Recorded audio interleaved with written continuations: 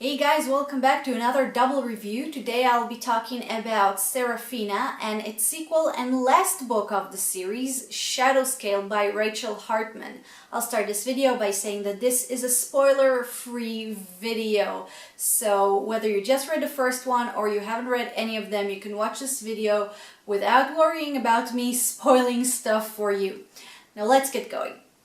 These two are fantasy novels. They are categorized as young adults, and I will get in more detail about the target audience later in this video, but for now let me just say that I am positive that these are books that adults can enjoy as much as young adults, because it's a very mature fantasy novel. The story mostly occurs in the kingdom of Goredd, which is pretty similar to our medieval times, only it has dragons. Now the dragons in Seraphina are pretty interesting. They can take human form and they really remind me of Vulcans, pardon my Star Trek reference. But they suppress all emotions, they are very logical, they are very smart. They view humans as both fascinating and chaotic because we have so many emotions. I mean, Spock, anyone? You even have a dragon in Shadowscale who says that war is illogical. Now the relationship between humans and the dragons remind me, and I hope you can forgive me one more and last Star Trek reference, they remind me of the relationship between the Federation and the Klingon from Star Trek TNG Forward. My god, I'm a nerd. But there used to be a huge war between the two and they signed a peace treaty, and technically there's peace between them.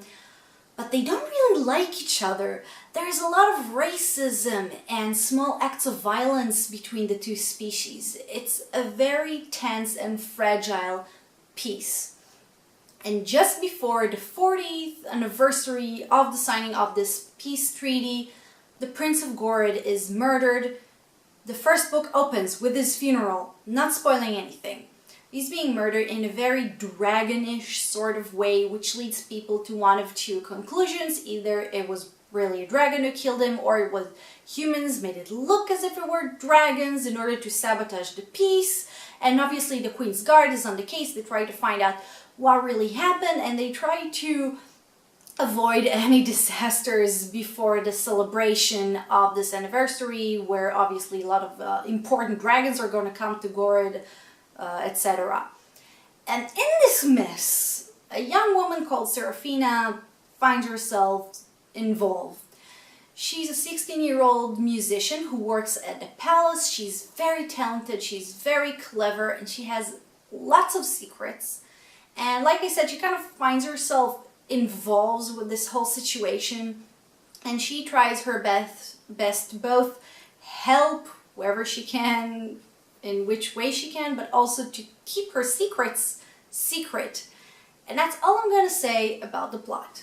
Now the first thing that really impressed me about Seraphina was the beautiful language. I knew that I was about to read a YA novel, and I was expecting this cheesy teenage drama written in teenage language, and I am so glad to find out that I was wrong in both cases.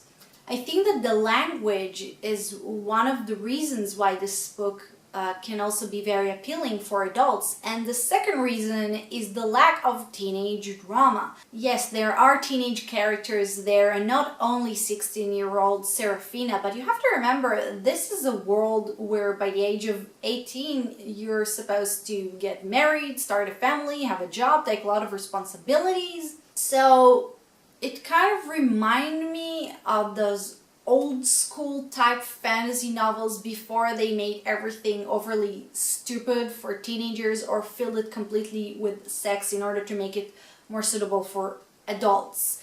It's also not overly complicated, not overly political. Therefore, I would just categorize it as a fantasy novel for adults, also suitable for a younger audience, because why not? It doesn't have anything inappropriate for teenagers. And now you're asking, hold on, are you telling me there isn't a cheesy love story in those books? Well, there kind of is, but it's a very interesting love story. I'm not even sure I can categorize it as a love story. I'm not sure even how to describe it. So I'm not gonna try. I'm let you read the book and you figure this out. Another notable theme is the whole human rights type issues that you see in both books. This is something that you usually see in sci-fi novels, but there is actually no reason why it shouldn't appear in fantasy as well. There is a lot of racism in both books, and there are a lot of issues that remind me of homophobia and LGBT issues. Without spoiling anything, there are certain types of characters in those books that are sometimes being treated terribly by others, and some of the things that they're going through remind me of something that gay people are going through.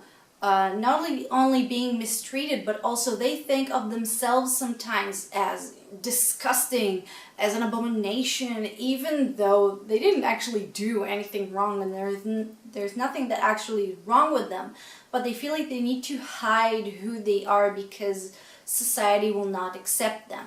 And now I want to talk a little bit about Shadowscale in particular, once again, without any spoilers, because I know that a lot of times when you want to read a book and you watch a review, one of the most important questions isn't only is the book any good, but also are the sequels any good, and in this case we only have one sequel. I'll start by saying that not only did Shadowscale did not disappoint, but at certain parts I even thought it was better than Seraphina. I mean, how many times does that happen? Shadowscale takes a wider angle at looking at things. It delves deeper into some issues that were just mentioned in Seraphina. So basically, Shadowscale takes us into a lot of different places and raises a lot of issues that were not raised in Seraphina. And I didn't feel bored. I didn't feel as if I was reading the same book twice. But at the same time, all the good things about Seraphina were kept. The basic storyline, they didn't just, change everything, took it into a completely different direction that kind of separated from the first one. It is a continuation. So I like this balance between keeping all the good things, but adding so many other good things, new good things. First of all, we go outside of Goredd, which means we meet a lot of different cultures, which looks differently at issues that we so far only see from Goreddi point of view. Second, Shadowscale is full of surprises. There aren't many plot twists in Seraphina, but Shadowscale is full of them, and that's really cool. And third, unlike in Seraphina, in Shadowscale we actually have a villain. Now there are bad guys in Seraphina. There is even one character that we might consider as the villain for the book, but it was a very generic villain, but that's fine, that works for the first book. I think that's what the first book needed in terms of a villain. But since the second book is a lot more personal, now we have a villain that has a face, that has a name, and most importantly, has a past. This is a very interesting and well-written villain because we get to know it, we pity it, we get where it comes from, we get why it does some of the things that it does. And now I think it's fair to mention a few things that I wasn't so impressed about, that I really didn't really like, but they're really minor things. First of all, I was wondering whether Rachel Hartman was planning on writing only 2 books from the start, because the very end of Shadowscale did feel a little rushed, a little too ex machina. It was like those TV shows that were cancelled in the middle, and then the writers tried to very quickly close everything up and end the show. You know what I'm talking about. It was a little bit like that.